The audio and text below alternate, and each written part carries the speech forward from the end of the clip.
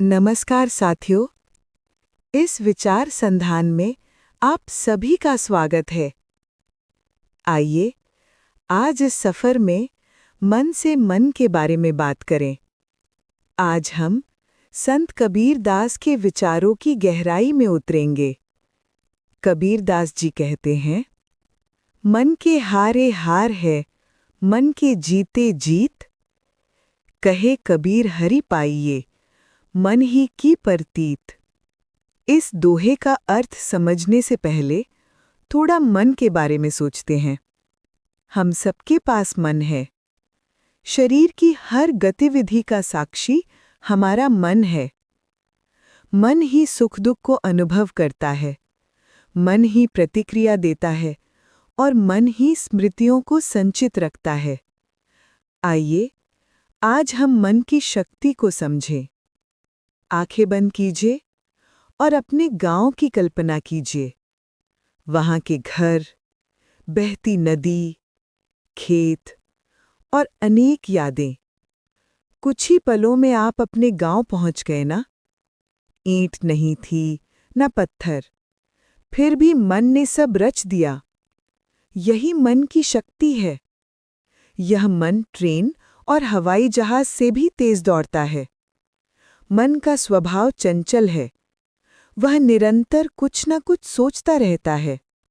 इसका कारण है हमारी पंच ज्ञानेंद्रियां और पंच कर्मेंद्रियां। जब मन इन 10 इंद्रियों के पीछे चलता है तो वह और भी अधिक चंचल हो जाता है। वास्तव में मन स्वभाव से चलायमान है, पर हम उसे चंचल बना देते हैं।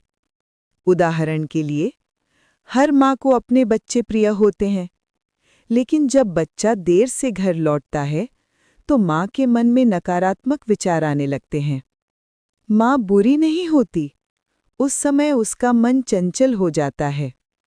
अब प्रश्न है, इस चंचल मन को कैसे साधें? मन एक छोटे बच्चे जैसा है, जो हमेशा कुछ न कुछ करना चाहता है। उसे रोका नहीं जा सकता, पर सही दिशा दी जा सकती है। इसलिए मन को साधने के लिए उसे सकारात्मक कार्य में लगाना आवश्यक है, जैसे नाम जप और ईश्वर का स्मरण।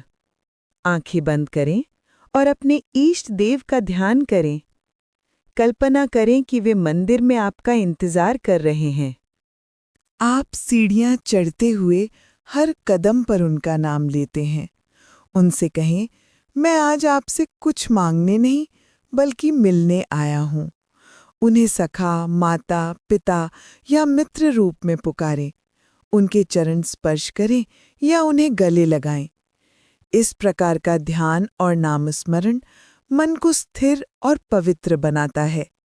ध्यान रखें कि केवल माला के 108 जप करना ही उद्देश्य नहीं है। यदि भाव नहीं है तो ये यांत्रिक क्रिया बन जाती है।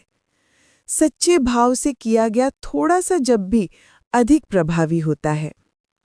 जैसे कोयला साबुन से धोने पर सफेद नहीं होता, लेकिन अग्नि के संपर्क में आकर तेजस्वी बन जाता है, वैसे ही मन भी ईश्वर के सानिध्य में दिव्य हो जाता है। निरंतर नाम जप का प्रभाव आज विज्ञान भी मानता है। शोध बताते हैं कि इससे स्मरण शक्ति, आत्मविश्वास और इच्छा शक्ति बढ़ती है। साथ ही सहन शक्ति और रोग प्रतिरोधक क्षमता में भी वृद्धि होती है। कबीरदास जी एक और दोहे में कहते हैं, बालपन तो खेल गंवायो, तारुणपन में काम, बूढ़ेपन में काफन लागे, कब सुमिरोगे राम। ये हमारे लिए चेतावनी है कि समय रहते ईश्वर का स्मरण करें। बचपन खेल में, युवावस्था काम में और बुढ़ापा असहायता में बीत जाता है। आज सबसे बड़ी समस्या है समय की कमी, पर सच ये है कि समय कभी लौटकर नहीं आता। इसलिए अपने दैनिक जीवन में ही ईश्वर को याद करें। पहले लोग मिलते थे तो राम राम या जय श्री कृष्ण कहते थे। हम भी ये अभ्यास शुरू करें। हर व्यक्ति में ईश्वर का दर्शन करें। इससे हमारा मन शुद्ध होगा और कृतज्ञता से भर जाएगा। अंत में कबीरदास जी का वही संदेश, मन के हारे हार है, मन के जी के जीत। जीवन की असली लड़ाई बाहर नहीं, भीतर के मन में होती है। यदि मन में विश्वास, साहस और दृढ़ निश्चय है तो विजय निश्चित है। मन चंगा तो कठौती में गंगा। जब मन शुद्ध और भावपूर्ण हो जाता है तो जीवन में सकारात्मकता स्वतः आने लगती है। यही आज की भाषा में पॉजिटिव एफर्मेशन है। जैसा हम सोचते हैं वैसे ही बनते हैं। आइए आज से ही हम ईश्वर का स्मरण करें और अपने मन को सशक्त बनाएं। जय श्री राम। मन के जीते जीत है, मन के हारे हार।